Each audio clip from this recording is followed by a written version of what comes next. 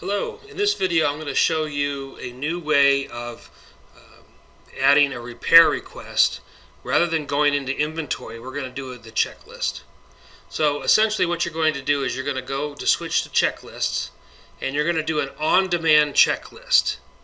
And you're going to click on on-demand, and then you're going to find your vehicle in this on-demand checklist. So for instance, in this case, if we wanted to add a repair request for car 1, you would click on the repair request for car 1. You would add the name of the repair, the description, and where the apparatus is. When you hit the next one here and hit submit, then that repair request goes directly to the mechanic.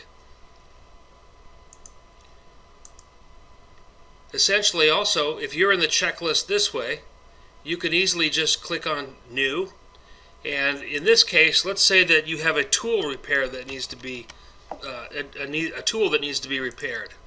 You would click on this tool repair request form, and it looks like the same exact form, and you would put in hook is broken or whatever the repair request would be. And as soon as you hit submit, it goes to Lieutenant Laro. And that's essentially how you do it.